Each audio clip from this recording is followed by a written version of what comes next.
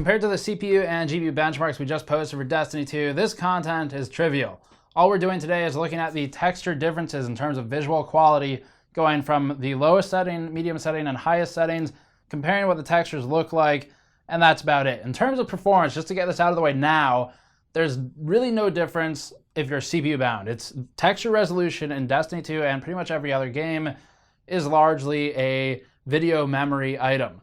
So if you have issues with running out of video memory, go to a lower texture resolution. That'll help you out. But if you're not running into that problem, then you can run with the higher settings, and we'll show you the differences here. Before that, this coverage is brought to you by CableMod. Already well known for their work in custom sleeved power supply cables, CableMod is now venturing into liquid cooler tube sleeving with their new AIO sleeving kits, compatible with Corsair and NZXT as of now. Check the link in the description below for more information. So this content should be pretty straightforward. We've done it for The Witcher 3, GTA 5, and Watch Dogs 2 in the past. All we're doing is showing texture quality comparisons. We're using 4K resolution for the game, the highest settings with MSAA, even though it's undesirable for performance, it gives us the best look, and changing texture quality between those three settings mentioned, lowest, medium, and highest. There are two other settings as well, and one being high and one being a low.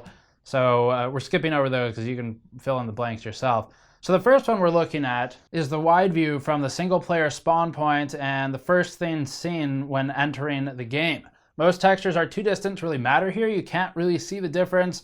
The quilted texture of the Guardian's gloves and the scratches on her revolver do blur at the lowest settings, and shadows from a bright flash of light make the highest screenshot look more detailed than it actually is. We can't control lighting in this game, so keep that in mind.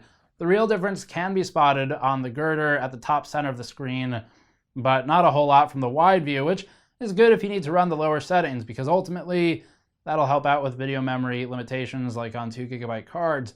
Looking next at the control panel shot, this shows detailed lettering that is amazingly sharp at higher resolutions.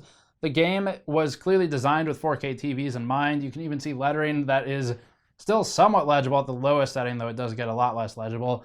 And the concrete textures blur a bit here, but it's the already low-res textures like those on the wall at the right that really lose all definition when they're turned down. The leftmost rock also loses texture detail and is particularly noticeable between highest and lowest. Next is the static enemy shot. Lucky for us, there are a couple of enemies at the very beginning of the game that are baked into the level. The chest piece and helmet show minute paint textures differing and some pitting as well. This is still visible on medium, but is completely lost at lowest settings, so that's what you look for to tell the difference here. The shoulder and neck segments of the armor go from mildly blurry to Quake-level textures with visible pixelation. Next are the lockers. The most visible degradation here is in the numbers, but the rest is the red and blue labels, which barely lose any fidelity at all, so it's a good thing. Minor details like screw holes and chips in the metal blur, but are less noticeable than some of the other changes we've seen. And next there's the banner. This room isn't strongly affected from the texture change, except for the banner, which loses its woven texture most clearly. We can zoom into some of that to show it. The containers, like the crates and the jug, retain most of their texturing and sharpness for the most part, so we're mostly looking at differences in banner weave and sharpness at the edges of the crossed swords. Here's another one. This is the gold door, we're calling it. This has tiny, sharp areas of transparency in the gold seal that blur into a yellow mess at the lowest resolution, outlining everything in yellow. So you can see the differences here pretty well. Not necessarily something you'd appreciate, but it's there, and the difference is primarily just in those yellow cross-hatching designs. And here's an exit sign. This is the same style of control panel as seen earlier, but the wall texture behind it changes completely with resolution. Small specks of color are smeared out, and the whole wall becomes a blue blur. Next is a wall shot. Geometry remains crisp at any texture resolution because, well, it's primitives and geometry, not textures. The edges of the pits are unchanged. The textures within blur, however. This screenshot also offers a closer look at the revolver, which loses a few barrel scuffs from the texture resolution change. The mystical crossed swords on this robot's chest thing coming up next is crisper and smoother at the highest settings, but becomes jagged at lower settings. The dark areas of its legs and hands lose nearly all detail, as does the metal pipe on its chin, which has a slight bumpiness at the highest settings that's not really present at the lowest. And here's another one, the box, we're calling it. Note the lettering on the label. This remains completely clear at the highest settings, but gets fuzzier as we move through medium and lowest. Some of the smaller dents and scratches toward the bottom of the crate become less noticeable though. And here's a crate. The fabric covering the crate has an interesting jagged texture to it, which blurs into a pixelated blob. The round design becomes jagged and indistinct with the lower texture resolution as well. With the textures overall, things seen at a distance in this game don't really suffer much from the reduction in texture resolution, especially if they're geometrically complex. You end up seeing that more than the textures anyway, because the geometry adds shadow and details that don't rely on 2D textures. The amount of detail in the highest res textures is impressive though, especially on a 4K display. With the higher end GPUs we were testing that had sufficient memory, video memory that is, we really didn't see any performance loss with the texture change for the most part. This is again something that would primarily impact things like a 1052GB card, maybe an RX 550, something like that. That's where you'd want to lower the texture resolution.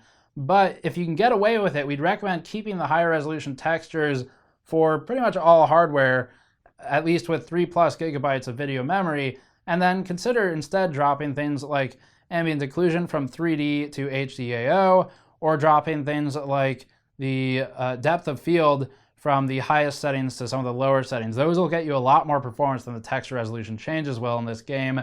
And when the game launches, we're looking forward to doing a full graphics optimization guide, just like we did years ago now with GTA 5, The Witcher. We did one with Watch Dogs 2 and Overwatch more recently. They're a lot of fun for us. It's a bit different from doing the detailed hardware reviews, and we get to look at how the game's graphics interact with the hardware, talk about what settings you should use to best optimize for different hardware, things like that. So subscribe for that. That'll come out when the game launches.